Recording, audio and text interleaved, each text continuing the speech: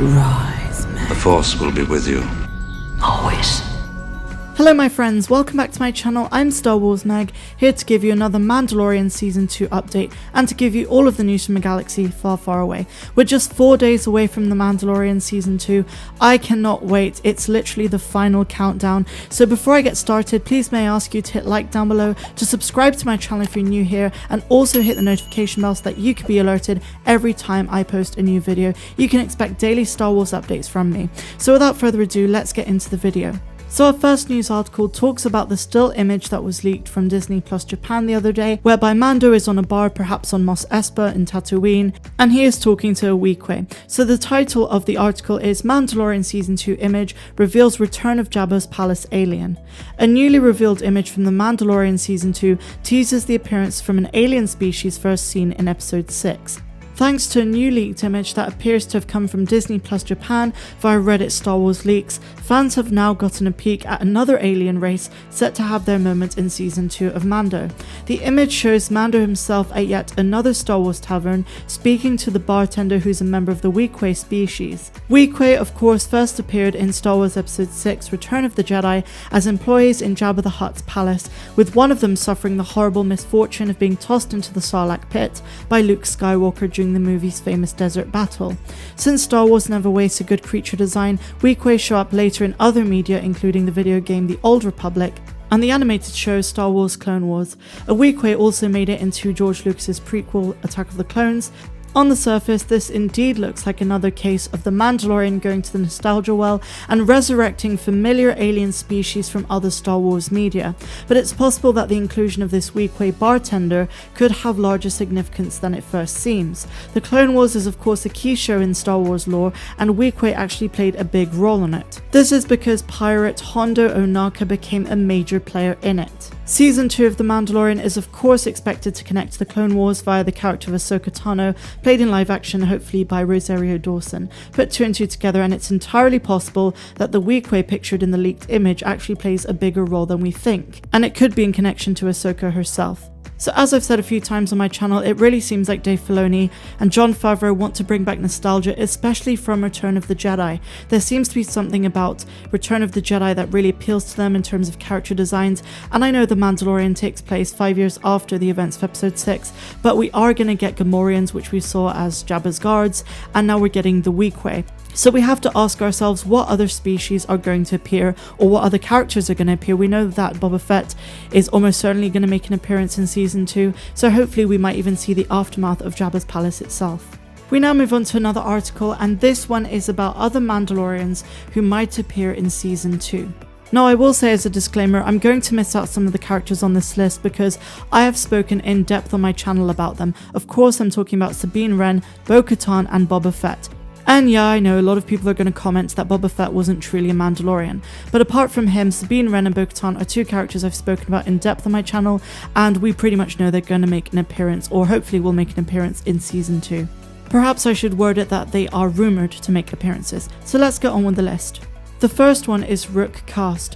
One of the Clone Wars lesser known Mandalorians, Rook Cast was a key lieutenant to Maul during his time during the Shadow Collective.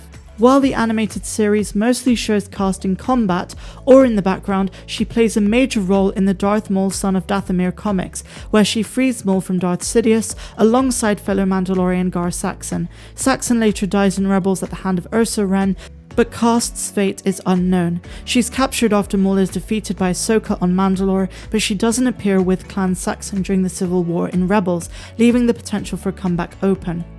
The next one is Ursa Ren. Like many of the Mandalorians who fought in the Empire's tyrannical rule, the fate of Sabine's mother is unknown. She was last seen giving Bo-Katan the dark saber and pledging allegiance to the new Mandalore, which means she was likely present for the Great Purge. As a former close ally of Bo-Katan's, having served with her in the Night Owls, the Siege of Mandalore and the resistance against the Empire, it's highly likely that Ursa would have been close by during whatever events led to Gideon obtaining the dark saber.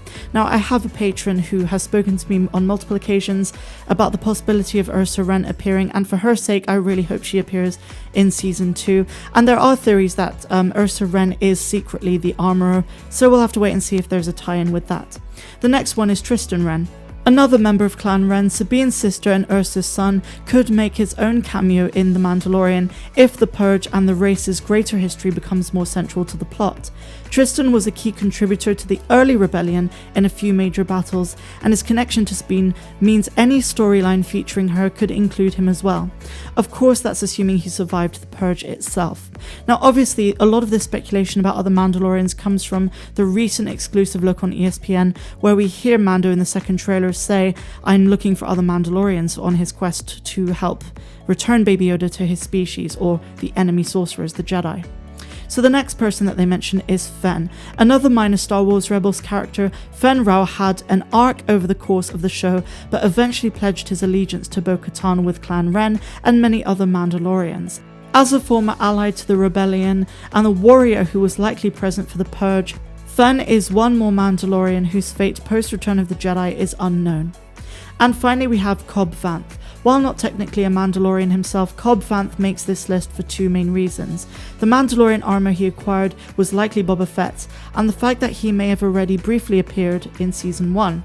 Vance appears in the Star Wars Aftermath novels, which are set in the wake of the Empire's fall. And our final news article of the day is a really exciting one, and it's called Mandalorian Season 2, The 5 Biggest Questions We Want Answered. Now, as a disclaimer, of course, everyone has their own ideals for Season 2, they have their own questions that they want answered, but these 5 are pretty cool ones, so I'm going to go with it and we'll see how it goes. So number 1, will The Mandalorian and Clone Wars collide? The Mandalorian has made many references to Star Wars canon. Mando and the child visited Tatooine, Jawas made things a bit difficult for the bounty hunter, and the continuing presence of stormtroopers indicate the Empire still wields power over pockets of the galaxy. But The Mandalorian Season 2 may fold in even more Star Wars lore by bringing in known characters from Clone Wars, including of course the heavily rumoured Ahsoka Tano.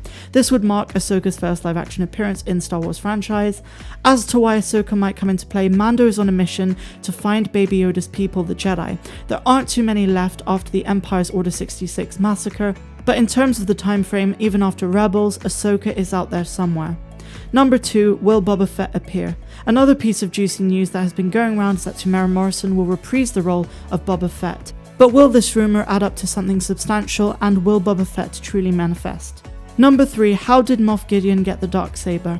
In the Season 1 finale, Mando and Baby Yoda barely escaped the clutches of Giancarlo Esposito's character Moff Gideon. We see him wielding the Darksaber before the screen goes blank. The legendary weapon from Mandalore has passed through several hands, notably those of Darth Maul, Sabine Wren, Bo-Katan, and in Star Wars Rebels, Sabine gave the Darksaber to Bo-Katan in the hope that she could unite the Mandalorians. So, how did the Darksaber get from Bo-Katan to Moff Gideon?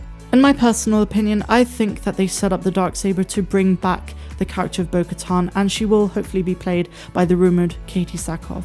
Number 4, will Mando have to hide from the New Republic? The trailer for Mandalorian Season 2 shows Mando's ship alongside some New Republic X-Wings. Are they escorting the Razor Crest or chasing it?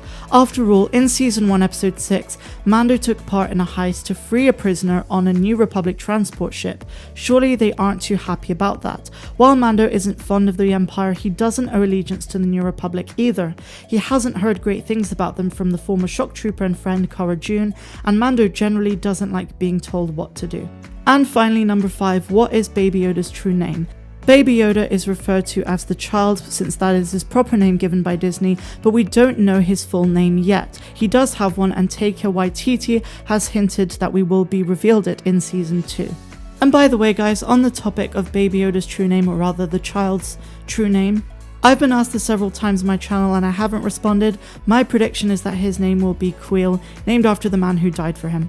So that is my news update guys. What do you think? Let me know in the comments down below. Are you hyped? It's 4 days away. I cannot wait. I'm sure you guys feel the same way. And I will see you next time. I'm Star Wars Meg, and I'm wishing you a fantastic rest of the day no matter where you are in the galaxy. Have a good one.